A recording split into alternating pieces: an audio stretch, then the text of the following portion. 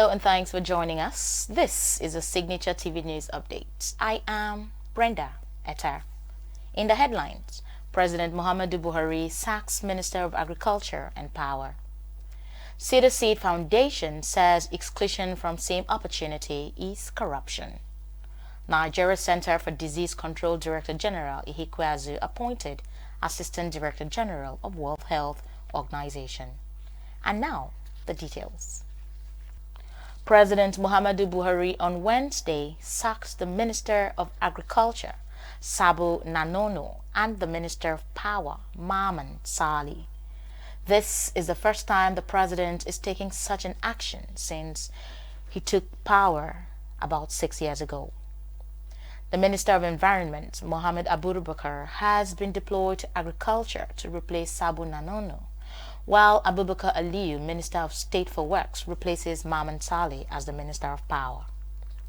President Buhari, who announced the changes at the Federal Executive Council (FEC) meeting, has said that this will be a continuous exercise. At least 4 persons have been killed and scores injured on Tuesday after gunmen attacked Bagana, an Igala community in Omala local government area of the state. A resident of the village explained that the gunmen invaded a shop located at the heart of the community, killing the sales representative and 3 customers amidst many residents who were injured as the attackers went on a shooting spree.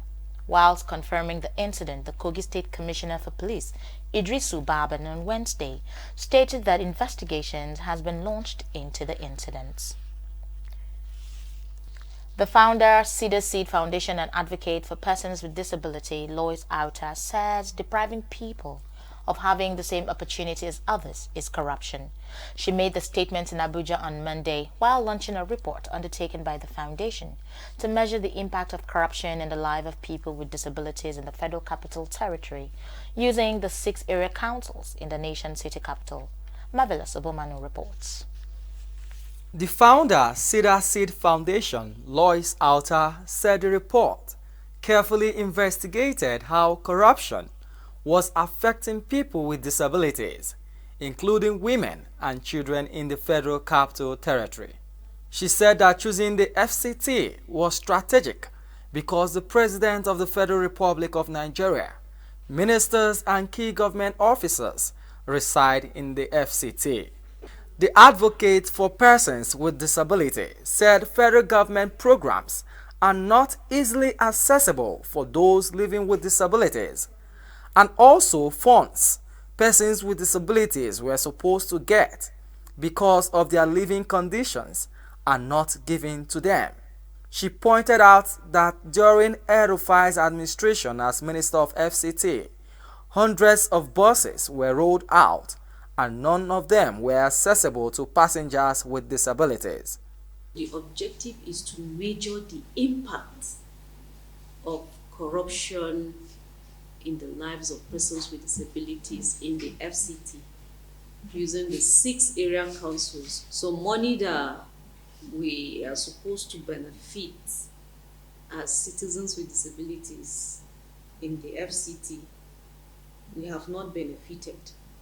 One of it was during the El-Rufai administration as the minister of the FCT.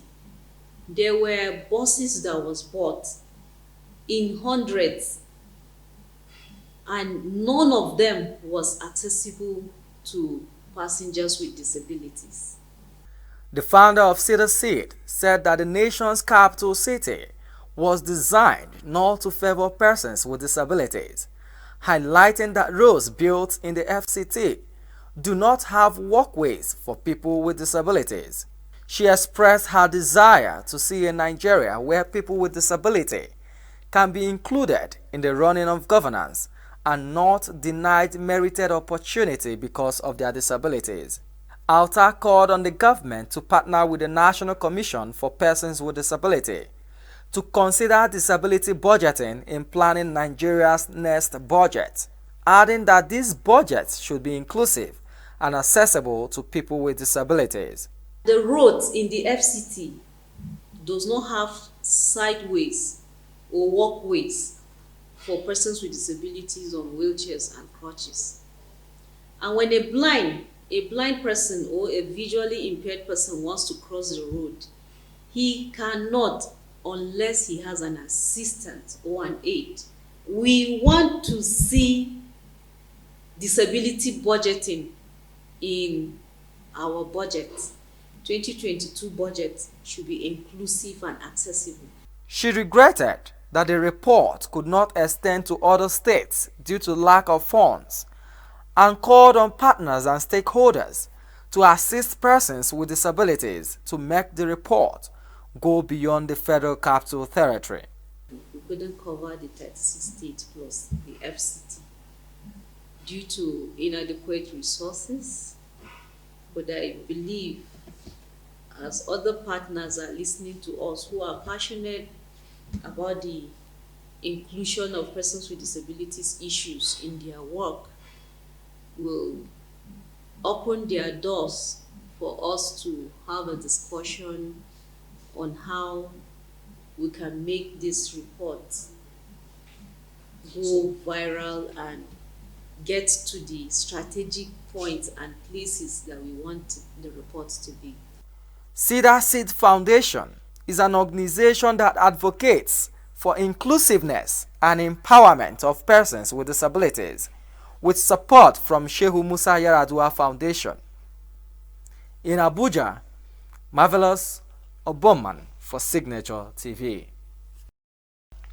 The Director General of the Nigeria Center for Disease Control, NCDC, Chikwe Ihikwazu, has been appointed the Assistant Director General of Health Emergency Intelligence at the World Health Organization.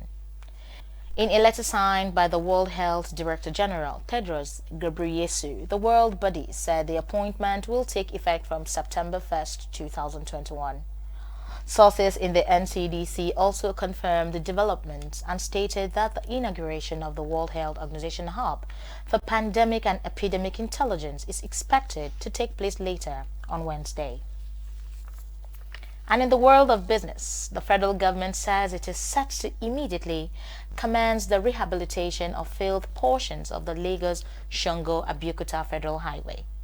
The Minister for Works and Housing, Babatunde Raji Fashola, announced this on Tuesday during a teleconference between the Ogun State Governor, Dapo Abiodun, and the minister's team.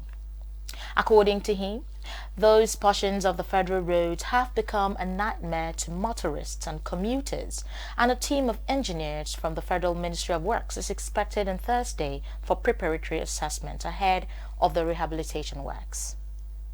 Present at the meeting called at the instance of Governor Abiodun was the Minister, Managing Director, Federal Road Maintenance Agency, FERMA, Engineer Nuruddin Rafindadi, Director of Federal Highway, Construction and Rehabilitation, Engineer Folorunsho Eshan, amongst others.